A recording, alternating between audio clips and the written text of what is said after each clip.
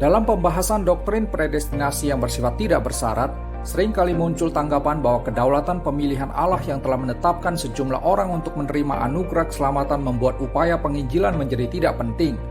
Alasan yang dikemukakan adalah kalau seseorang itu memang sudah dipilih dan ditetapkan untuk selamat, maka dalam keadaan bagaimanapun juga ia tetap akan selamat.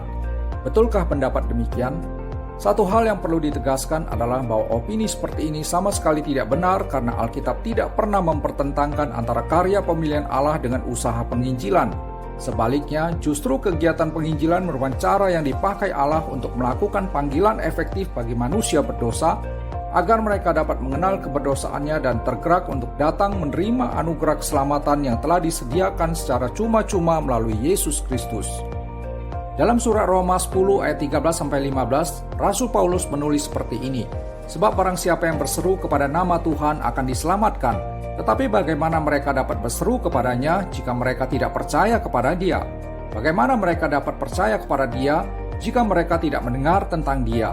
Bagaimana mereka mendengar tentang Dia jika tidak ada orang yang memberitakannya? Dan bagaimana mereka dapat memberitakannya jika mereka tidak diutus? Seperti ada tertulis betapa indahnya kedatangan mereka yang membawa kabar baik."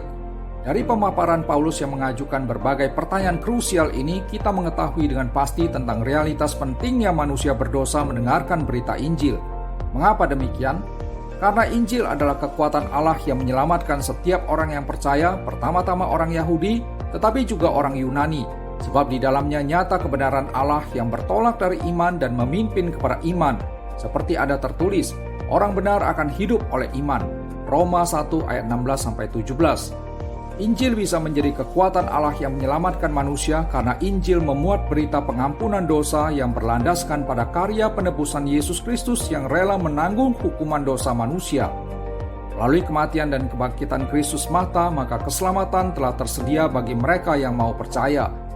Fokus Injil yang bersifat kristosentris atau terpusat pada Kristus inilah yang menentukan keefektifannya sebagai sarana bagi penyelamatan manusia berdosa.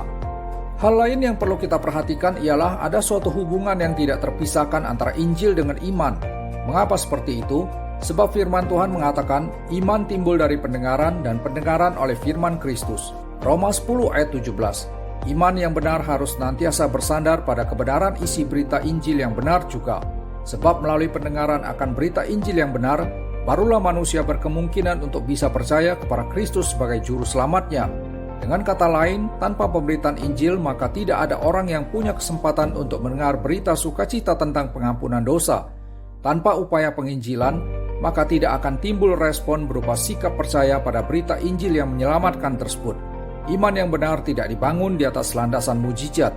Iman yang benar harus ditopang oleh fondasi yang kokoh, yaitu firman Tuhan semata. Dengan memahami kebenaran-kebenaran yang sudah dijelaskan ini, maka kita dapat mengatakan bahwa pemberitaan Injil sangat penting dalam rancangan keselamatan Allah. Karya pemilihan Allah dapat direalisasikan justru melalui berita penebusan Kristus. Salib dan kubur kosong adalah intisari dari Injil sebagai kabar baik tentang karya penyelamatan Allah yang begitu mulia. Allah yang kita percaya adalah pribadi yang maha bijak dan mempunyai perencanaan yang bersifat komprehensif.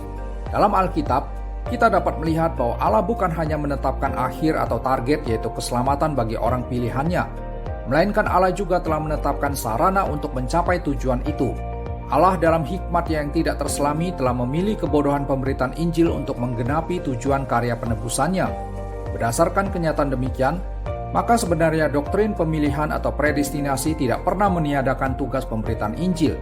Justru predestinasi mengharuskan dan membutuhkan sarana pemberitaan Injil supaya semua orang yang ditentukan Allah untuk hidup yang kekal menjadi percaya.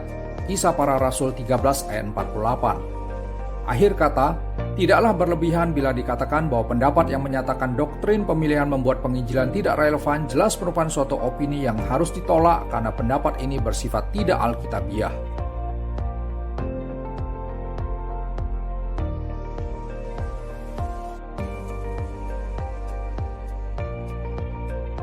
Mari kita berakar, bertumbuh, dan menjadi dewasa dalam iman melalui belajar kebenaran firman Tuhan.